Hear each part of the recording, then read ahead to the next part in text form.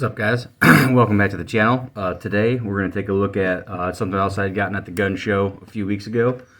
A Winchester Model 1897. I've been trying to track one of these guys down for a few years now. Just haven't been able to find one at a decent price. But I got this guy for fairly cheap. Already have a 20-inch barrel, which saves me a headache because usually these come with like a 28 or a 30-inch barrel or somewhere in that ballpark. So I don't have to cut that down. It's already been professionally cut down, and the bead sight's already on there. And then just so you see, we are clear. There's nothing in here. So yeah, the reason I've been wanting to get one of these is to make a World War I trench gun clone. Now, yes, these are argued of how widely they were actually used by the U.S. During World War I, and even though it's pretty widely accepted they weren't, they didn't see a lot of action, there are at least a few documented cases where these were actually used in trench raids. Not a lot, but a few. But all that aside, like I said, I've been wanting to make a trench gun clone for quite a bit. So, I got the gun. And then just a few minutes ago, I opened up, I got the heat shield / bayonet lug combo from Sarco.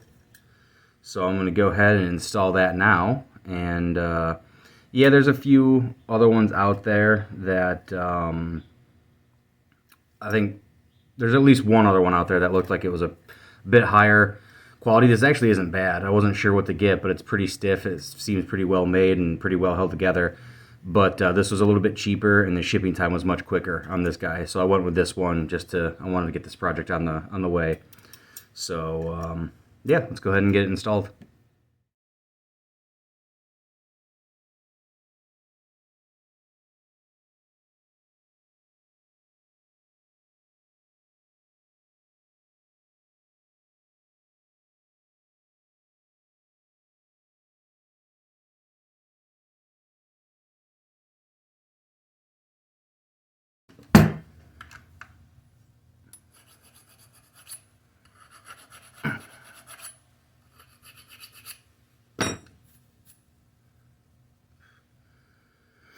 Now, to get this thing on, we had to take off this guy here, which held the barrel to the magazine tube. So unscrew that, take that off, and then because this takes 3 screws, I had to file 3 notches in the bottom of the barrel, just enough so the screw can go in there, but not enough to mess with the integrity of the barrel. And then slide this on, and you see that little hole right there, or that little peg right there is going to go into that hole. And then we should, if I did everything right, be able to screw these on.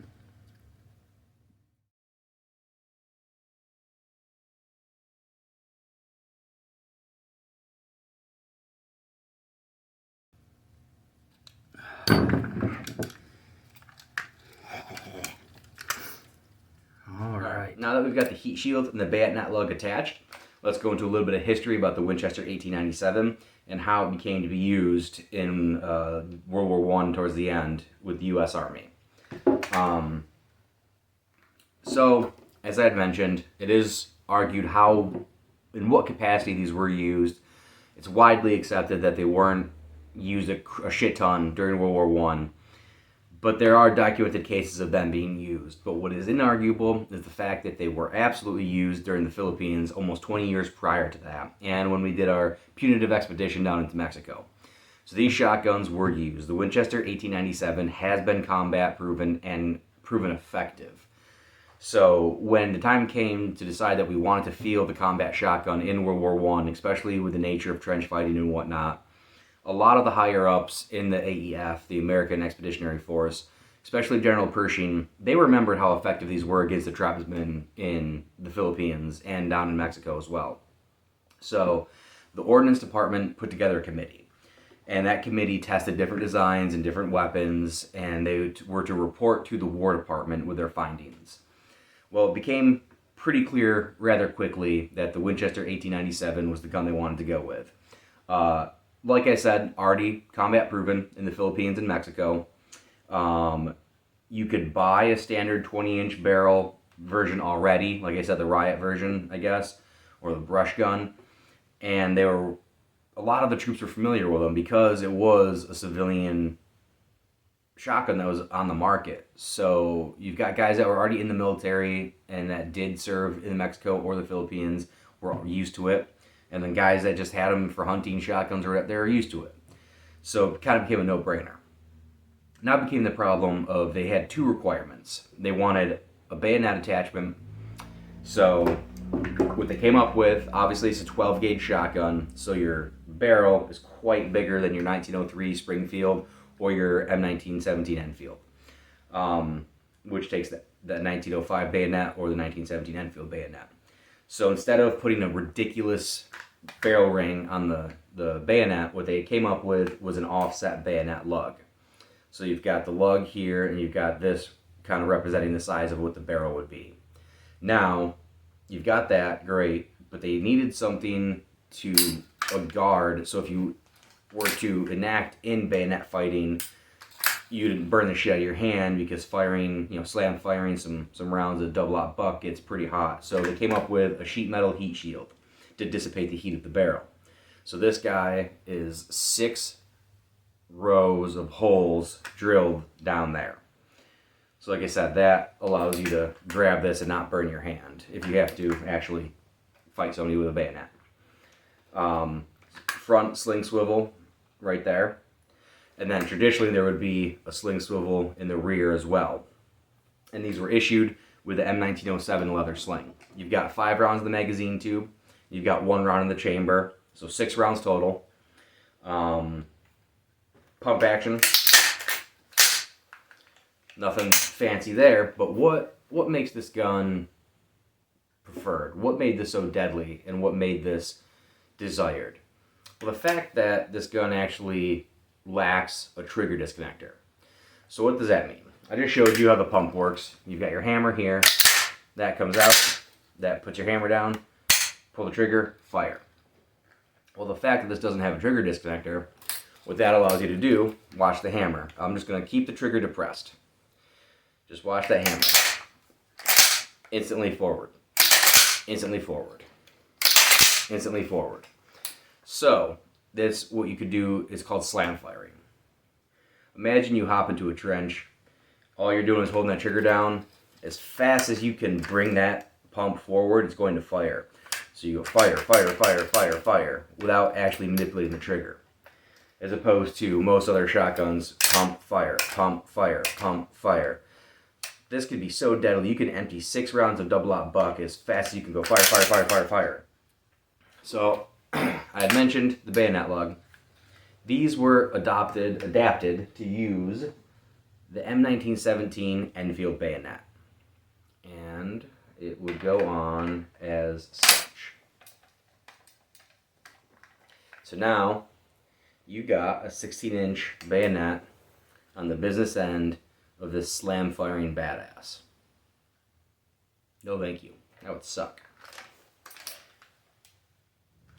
So one other thing that we do know for a fact, and I'm going to read this just because I want to get it right. We do know for a fact that these were implemented, and it was to be written that 50 guns should be issued to each division with 100 rounds of ammunition per gun. The divisions that were known to be issued these, it was the 5th, the 26th, the 32nd, the 35th, the 42nd, the 77th, and the 82nd. So we know for a fact that those divisions were issued shotguns with 100 rounds of ammo per gun. And now, keep in mind it was paper-cased double-aught buckshot. So think about that. You're in France, you're in the mud, you're in the trenches, it's rainy. Man, that paper is going to swell, it's going to burst, it's going to crack at some point. Over time, it's going to break. And that's kind of one of the biggest complaints I have read, is not anything about the shotguns themselves, aside from range, but it was the fact that the paper rounds, if stored long enough, jammed, broke, whatever.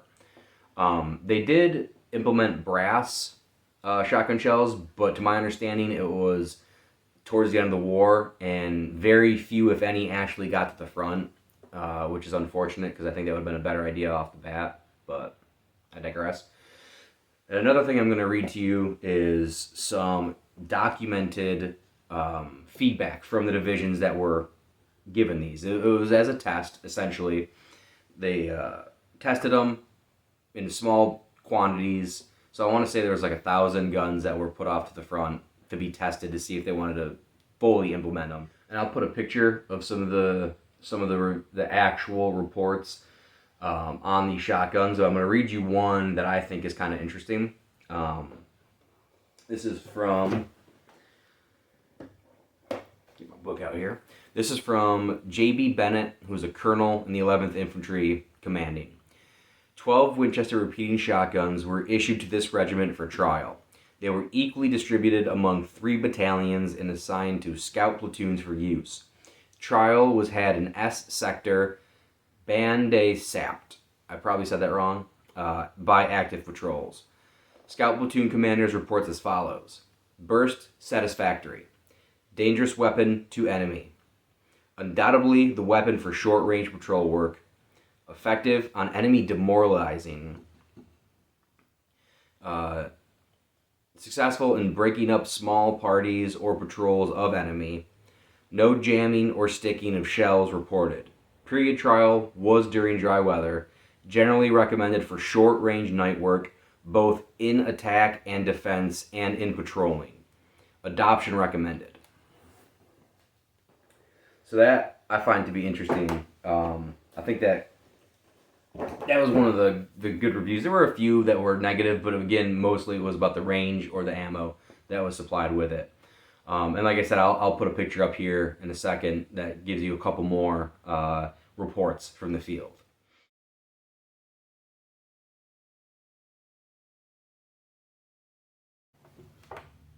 So a fun little tidbit about the Winchester 1897 is you may have heard of these being lovingly referred to as war crime sticks by the internet community.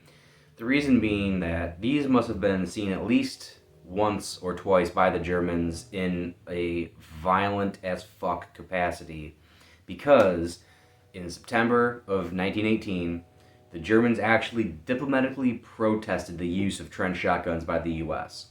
They claimed that it was illegal under the Hague, I believe it's pronounced, the Hague Convention or the Hague Decrees, which were a series of laws basically like our Geneva Convention. They claimed that it was illegal due to it causing unnecessary suffering. Let that sink in. The army that implemented mustard gas, one-manned portable flamethrowers, and used unrestricted submarine warfare deemed this 12-gauge shotgun to be unnecessary suffering, caused unnecessary suffering. The irony in that is just mustard gas, A-OK. Flamethrowers, sick. 12-gauge shotgun, hard no, too much. So much so that they actually, because we of course said fuck you, shut up. They responded by saying any U.S. soldier captured with a trench shotgun or even shotgun shells would be executed. So, of course, General Pershing responded, well, any German soldier caught with a flamethrower or a sawback bayonet will be put up against a pole and shot. To my knowledge, neither side actually followed through and executed any soldiers on those grounds, but the irony in that is hilarious to me. Unnecessary suffering. Flamethrowers. Mustard gas. Shotgun. Okay. Alright, so with all that kind of history and background and fun knowledge behind us, this particular shotgun is dated 1901. This is a 120-year-old shotgun. Now, this won't be an exact clone for a few simple reasons. One being replica, heat shield. Real ones are extremely hard to find down, and they're copied. So, and they're expensive. So, reproduction, heat shield. Also, this is technically the wrong stock for an actual military-issued 1897 trench gun. It's got the rounded grip here. The trench ones had kind of more of the flat grip.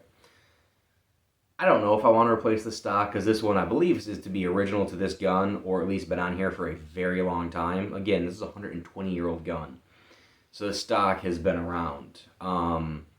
So wrong style stock, but also at some point in its 120 years, someone has cut the stock short, put these rubber pads on here, and tacked them into place. So not only is it the incorrect stock, but it's also a little bit too short. So at some point, I do plan on putting a rear sling swivel on here, but it's not going to be in the correct spot because the stock's short and it's got rubber. But I'll probably just Dremel out a little piece here and then put that sling swivel in there so it'll be nice and flush, and then just screw it in place. And obviously there's no ordnance markings on here. There'd usually be a flaming bomb or a US on this, and then there's no markings or stamping on the heat shield itself. So it can't be an exact clone, but for just my purposes to represent a trench shotgun in my collection, it's good enough. I'm not going to be a freaking historically authentic Nazi about this one, just because it's a fun piece. But that's about all I've got for you guys. As per usual, like, subscribe, comment, all that good shit. If you have any questions, let me know. If you think I got anything wrong, let me know. As I've said in many videos, I am just a novice trying to learn as I go along. I've got a passion for this stuff. I want to keep the history alive. I love it. But I am also trying to learn as I go along. I'm not an expert. So, yeah, I get things wrong once in a while. It's not malicious, obviously. So, if you disagree with something or you think I got something wrong, just let me know in the comments. Don't be a fucking dick about it, but just let me know. I like learning. So, that aside, I hope you guys enjoyed yourself. And until next time, be good.